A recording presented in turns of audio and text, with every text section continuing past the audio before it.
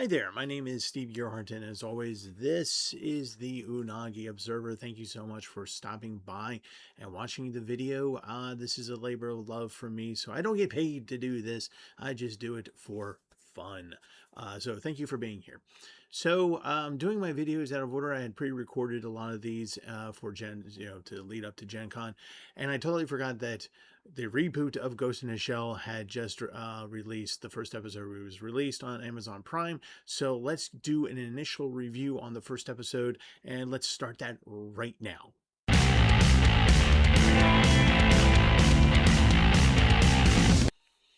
All right, so normally I do a 3-episode watch before I do a review to kind of get an idea of how things are going to go, what they look like, and things of that nature. But because Ghost in a Shell is such an established franchise, and it's something that I love very, very dearly, I've always been a fan of the franchise, even though I'm not a big fan of Innocence. The movie Innocence is a little toggy for me. I've always enjoyed Ghost in a Shell. I have the manga. I know I've shown this guy to you guys before. And so I feel that I can do it sort of an initial review of Ghost in the Shell, the reboot here in 2026. So let's go ahead and get into it. Let's talk about the particulars real quick. Um, some interesting things going on here.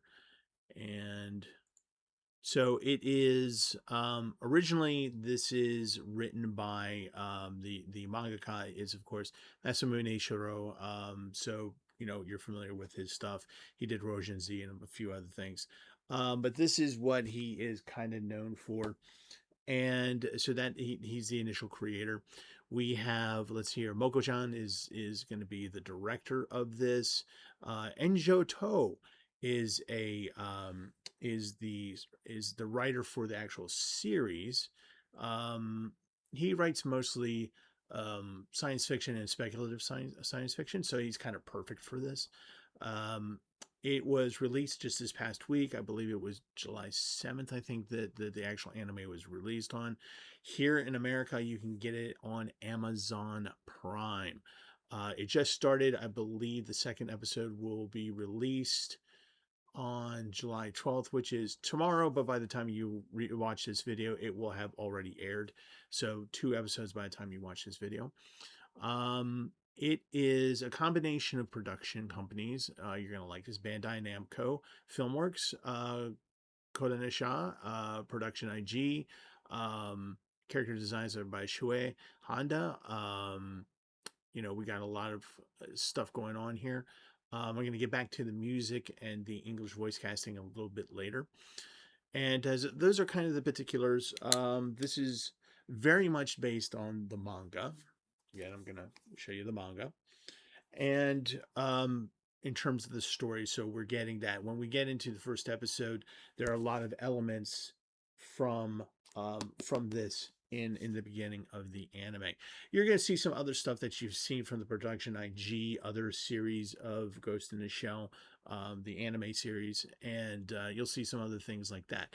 The character designs are very much of the manga, by the way. So let me get back here so that I can properly see you guys. Quick story behind the manga that I have here. I used to work in a library, the Enoch Park Free Library. Support your local libraries. And I was really excited that this was on sale because, they do a book sale every December, first weekend of December. And I bought it and I was so excited to get it and go home and read it. And it is completely in Japanese. So, yeah, I had to get another copy with the actual translation. But relevant to the anime, pretty much if you know the manga, if you know the art style of the manga, that is what this is. That's the kind of the structure of the anime.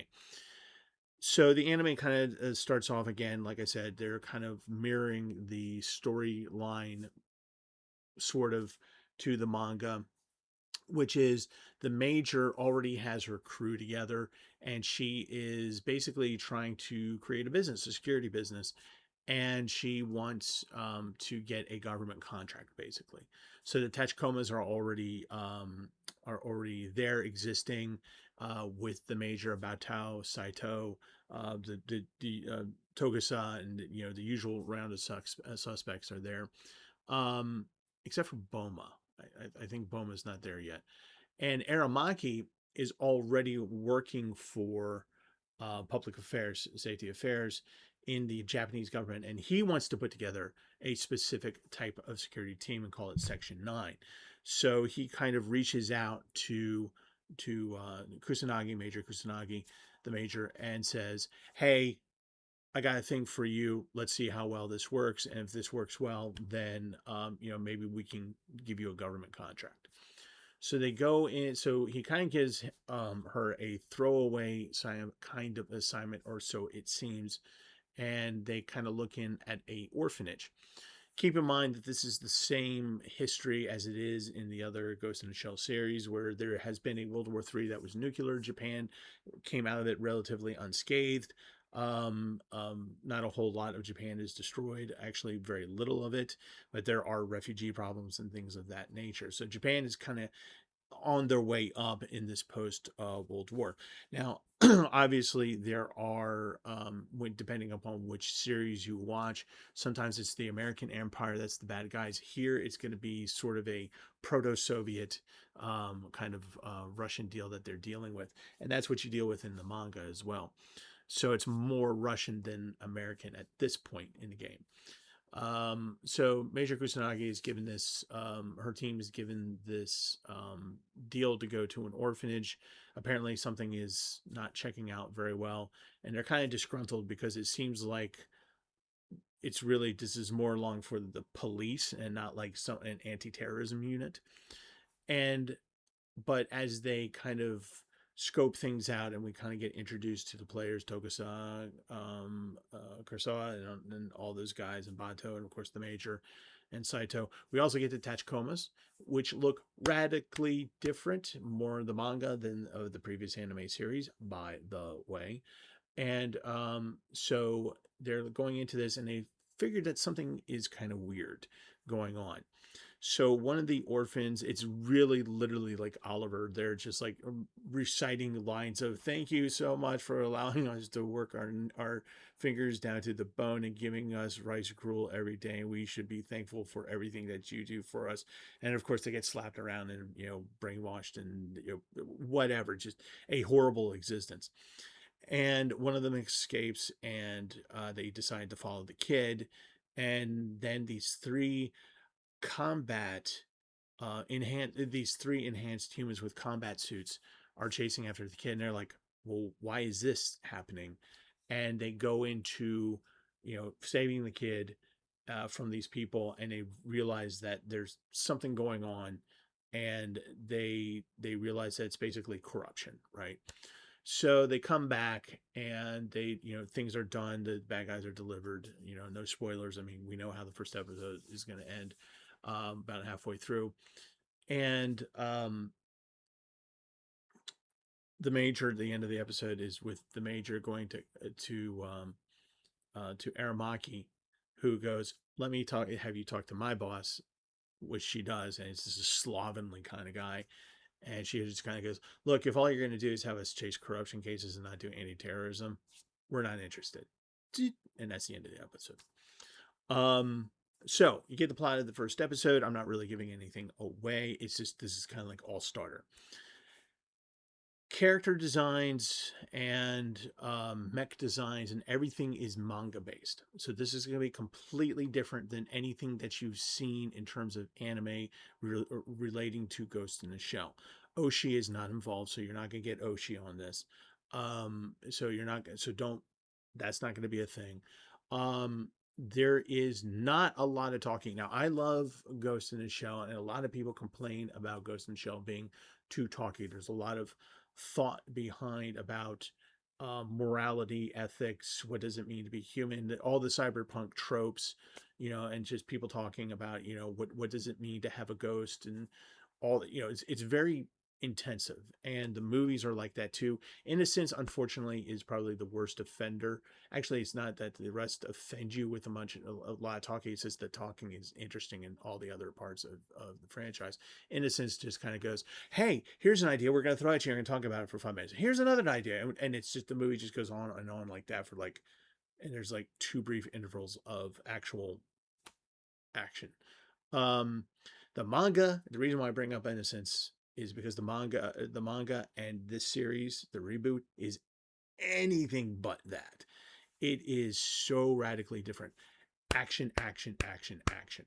So think of the best action parts of the series and the movies, and this is basically 80% of the first episode is just nonstop action with that wonderful manga character design, mech design, background design, all these interesting things. The characters, you're going to be able to visually identify all the different characters. Bato is Bato, Major is Major, Aramaki is Aramaki, but everyone looks slightly different.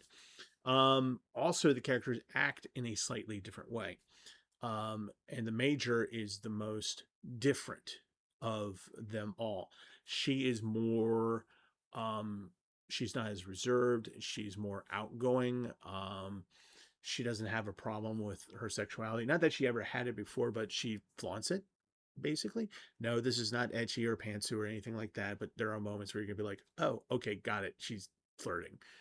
and um, so, she's a more human character. So there's not that, we don't have that from the previous movies of, am I more cyborg? Am I more android? Am I more, tech than human? And then, you know, what is human to me? Is my ghost the only human thing left? I mean, we're not diving into that just yet. We're just exploring these different characters. Aramaki, like I said, you're going to be able to identify Aramaki, but he still looks radically different than in the other series. And let's get into the English voice casting. So, warning you right now, all those guys like me and gals who love Ghost in a Shell, who are used to the voice actors in all the movies and the series and things, even though they do switch it up from time to time, all those actors, nope. Different. There are going to be some voice actors from the series in this reboot, but for the most part, it's going to be a lot different.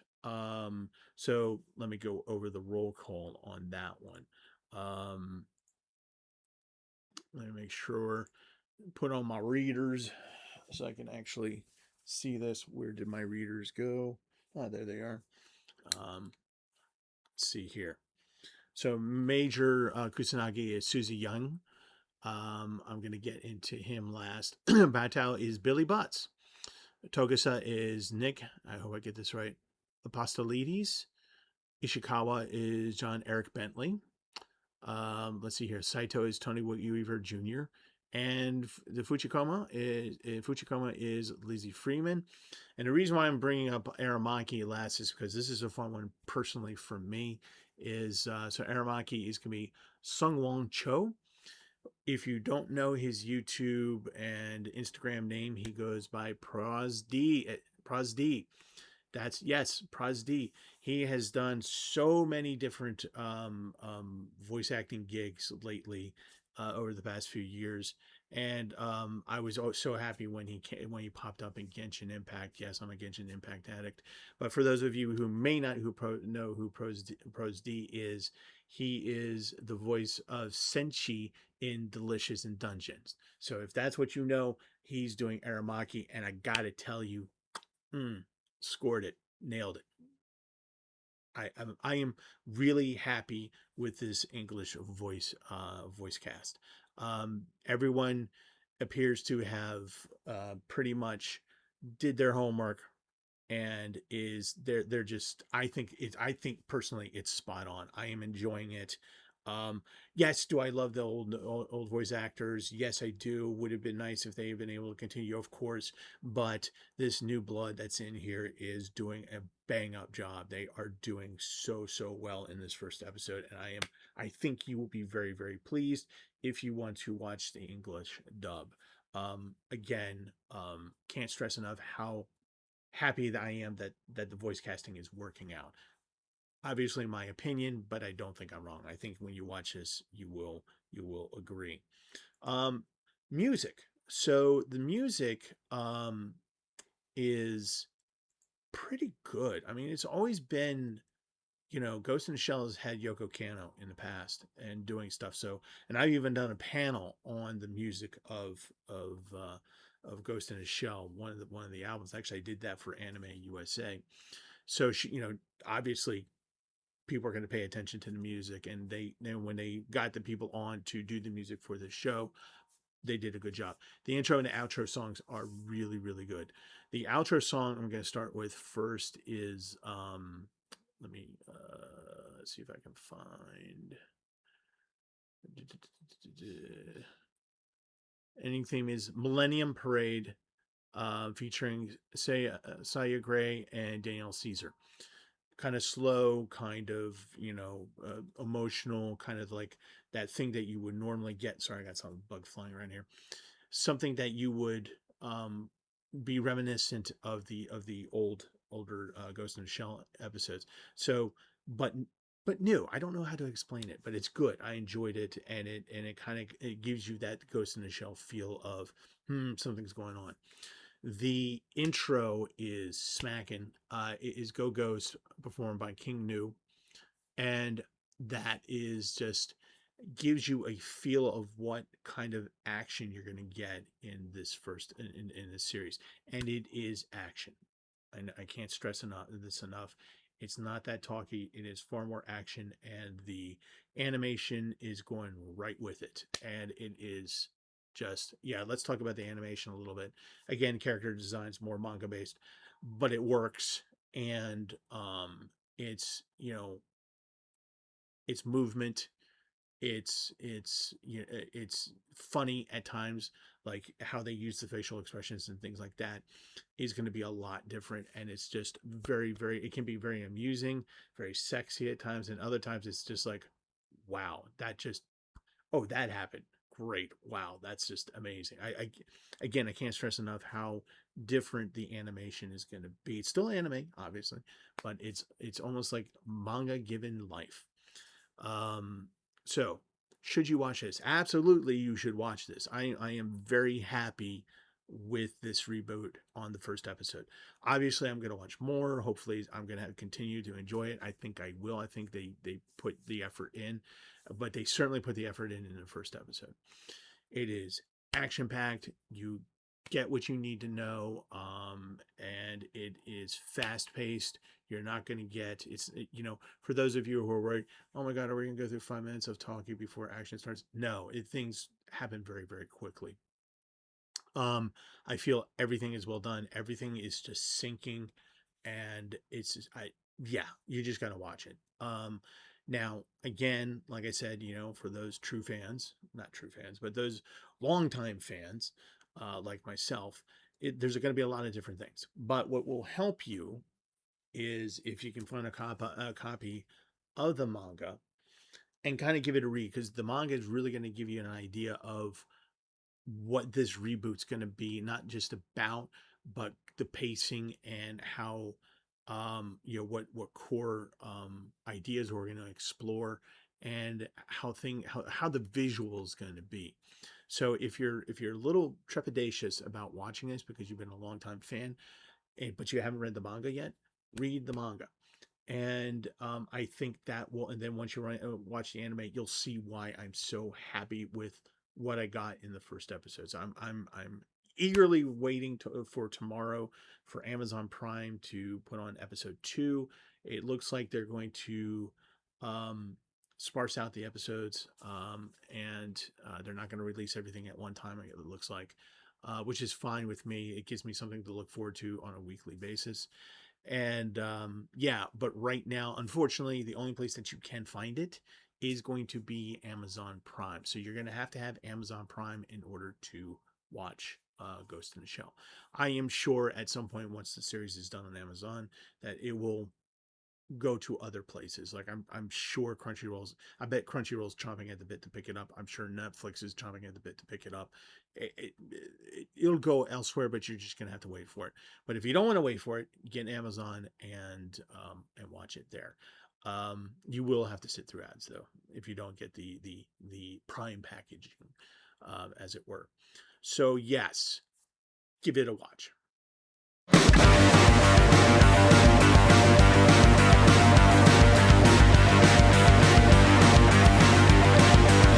All right, so that was the first episode review of Ghost in a Shell. I am very excited about it. I can't wait to watch more, and I hope you enjoy it as well.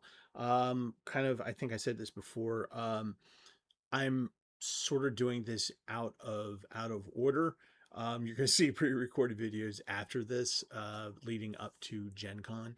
And then I'm going to do a video on Gen Con when I get back. Hopefully, I'll be able to do that fairly quickly. We shall see. We shall see. But I really wanted to do the Ghost in a Shell thing because I've forgotten that it was released, and I was just like, oh crap, I need to watch this, and I was so blown away by it that I felt that I should do this video.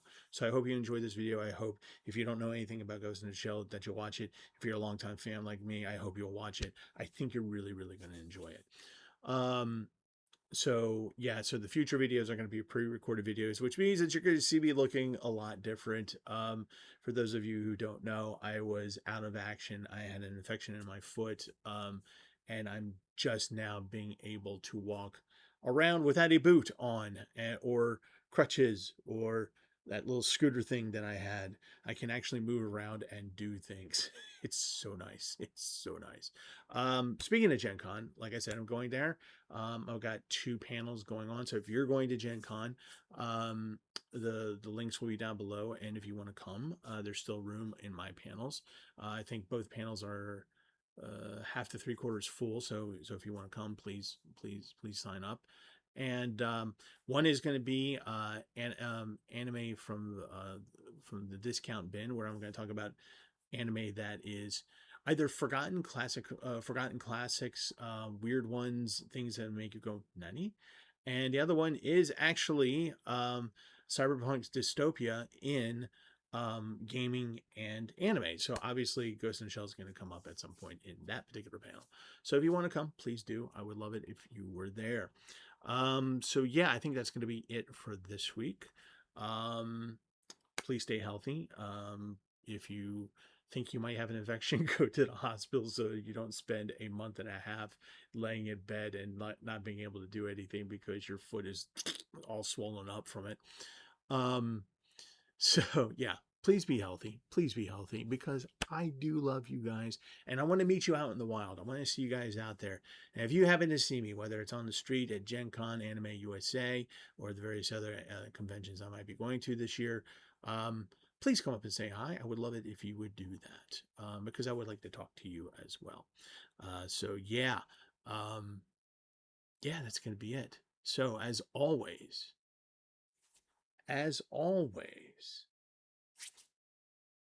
watch more anime.